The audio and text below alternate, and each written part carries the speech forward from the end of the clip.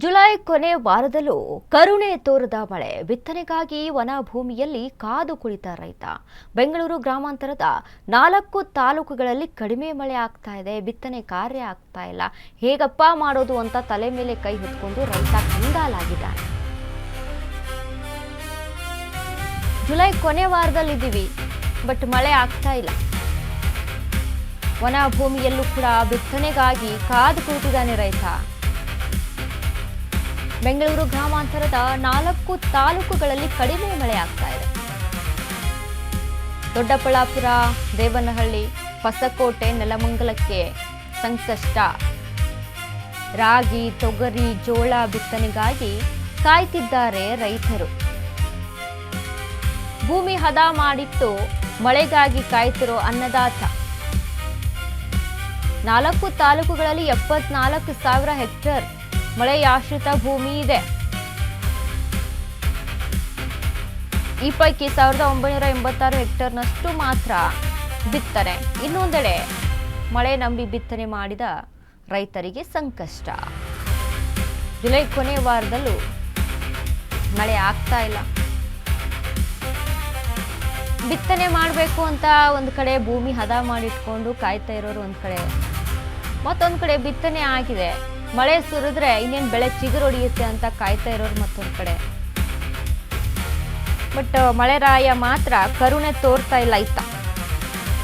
ದೊಡ್ಡಬಳ್ಳಾಪುರ, ದೇವನಹಳ್ಳಿ, ಹೊಸಕೋಟೆ ಭಾಗಗಳಲ್ಲಿ ಸಮಸ್ಯೆ ಇದು. ರಾಗಿ ಆಗಿರ್ಬೋದು, ತೊಗರಿ, ಜೋಳ ಬಿತ್ತನೆ ಮಾಡಬೇಕು ಅಂತ ಕಾಯ್ಕೊಂಡು ಕೂತಿದ್ದಾರೆ.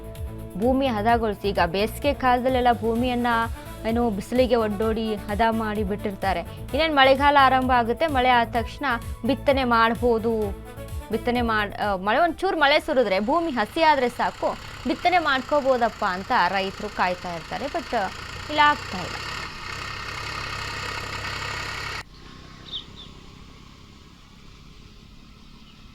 ಬಂದ್ರೆ ಬೆಳೆ ಇಕ್ತೀರಿ ಸರ್. ಇನ್ನೊಂದು ಸರ್ಕಾರದಿಂದ ಏನೇನೋ ಅನುಕೂಲ ಮಾಡಿದೆ, ಏನೋ ಜೀವನ ಮಾಡ್ಬೋದು. ಇಲ್ಲ ಅಂದ್ರೆ ಜೀವನ ಮಾಡೋಕ್ಕಾಗಲ್ಲ ಸರ್. ಮೂಟೆ ಬೆಳೀತಾ ಇದೀವಿ ಸರ್. ಒಂದು ಎಕರೆಯಲ್ಲಿ ಈಗೆಲ್ಲ ಹದ ಮಾಡಿ ಇಟ್ಕೊಂಡಿದ್ದೀರಾ? ಹದ ಮಾಡಿ ಇಟ್ಕೊಂಡಿದೀವಿ.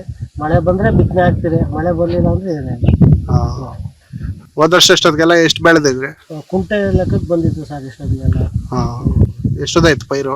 ಒಂದು 3 ಬಿಟ್ಟು 3 ಇಂಚು 4 ಇಂಚು. ನೀವು ಎಷ್ಟು ಎಕರೆ ಬೆಳೆ ಬೆಳಿತೀರಾ? ನಾವು ಒಂದು 2 ಎಕರೆ ಬೆಳೆ ಬೆಳಿತೀವಿ ಸರ್, ರಾಗಿ ಬೆಳೆ. ಇನ್ನು ನೀರಿಗೆ ಜೋಳ ಬೆಳ್ಕೊಂತೀವಿ. ಮಳೆ ಇಲ್ಲ, ಜೋಳ ಮಾಡ್ಕೊಂಡಿದ್ದೀವಿ. ಮಳೆನೇ ನಂಬ್ಕೊಂಡಿರೋದು. ಮಳೆನೇ ನಂಬ್ಕೊಂಡಿದ್ದೀವಿ. ಏನ್ ಹೇಳ್ತೀರಿ ಸರ್ಕಾರಕ್ಕೆ? ನಾವೇನು ಹೇಳೋದು, ಅವ್ರು ಹೇಳ್ಬೇಕು ನಮಗೆ. ಅದು ಸರ್ಕಾರ ಘೋಷಣೆ ಮಾಡಬೇಕು. ಸರ್ಕಾರದಿಂದ ನಾವು ನಮಗೆ ರೈತರಿಗೆ ಹೆಲ್ಪ್ ಮಾಡಿರ್ತಾನೆ. ನಿಮಗೆ ನಾವು ಕೊಡೋಕ್ಕಾಗೋದು ಬೇರೆಯವರಿಗೆ? ನಮ್ಗೆ ಇಲ್ದಿದ್ದೀನಿ ಬೇರೆಯವ್ರಿಗೆ ಕೊಡೋದು ಹೆಂಗೆ ಕೊಡೋದು? ನಾವು ರೈತರಿಗೆ ಹೆಲ್ಪ್ ಮಾಡ್ಬೇಕು ಅವರು ಸರ್ಕಾರದಿಂದ. ಒಟ್ಟಲ್ಲಿ ಮಳೆ ಬರ್ಲಿಲ್ಲ ಅಂದ್ರೆ ಬಹಳ ಕಷ್ಟ ಆಗ್ತದೆ. ಬಹಳ ಕಷ್ಟ. ದನ ಕರುಗಳಿಗೂ ಮೇವಿಲ್ಲ ಇವಾಗ. ನಿಮ್ಮೂರಲ್ಲಿ ಎಷ್ಟು ಜನ ಬಿತ್ತನೆ ಮಾಡವ್ರೆ? ಯಾರು ಒಬ್ಬರೇ ಬಿತ್ತನೆ ಮಾಡಿ, ಬೋರ್ ಇರೋರೇ ಬಿತ್ತನೆ ಮಾಡಿರೋದು ನೋಡ್ರಿ. ಅಲ್ಲೇ ಇದೆ, ಫೋಟೋ ಹಿಡ್ಕೊಂಡು ಹೋಗ್ಬೇಕು ಅಂದ್ರೆ ಅವರು ಸಿಂಕ್ಲೇರ್ ಹಾಕ್ಬಿಟ್ಟು ಬೋರ್ ಇರೋದು.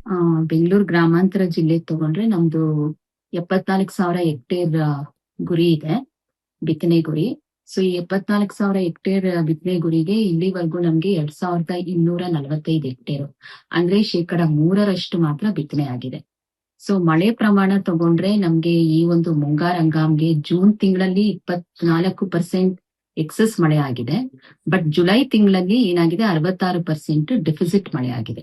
ಸೊ ನಮ್ಗೆ ಪೀಕ್ ಸೋಯಿಂಗ್ ಅಂದ್ರೆ ನಾವು ಬಿತ್ತನೆ ಮಾಡುವಂತ ಇದು ತಿಂಗಳು ಯಾವುದು ಅಂದ್ರೆ ಜುಲೈ 15ರಿಂದ ಆಗಸ್ಟ್ ಎಂಡ್ ವರ್ಗುನು, ಆಗಸ್ಟ್ ಕೊನೆಯವರೆಗೂ ಕೂಡ ಬಿತ್ತನೆ ಮಾಡೋದಕ್ಕೆ ಆ ಕಾಲಾವಧಿ ಇದೆ. ಅಂದ್ರೆ ನಮ್ಗೆ ಇಲ್ಲಿ ರಾಗಿನೇ ಮೇಜರ್ ಕ್ರಾಪ್ ಬರೋದ್ರಿಂದ ಮುಖ್ಯ ಬೆಳೆ ರಾಗಿನೇ ಇದೆ. ಅದು ಸುಮಾರು ಒಂದು 74,000ರಲ್ಲಿ 63,000 ನಾವು ರಾಗಿ ಬಿತ್ತನೆಗೆ ಹೋಗ್ತೀವಿ.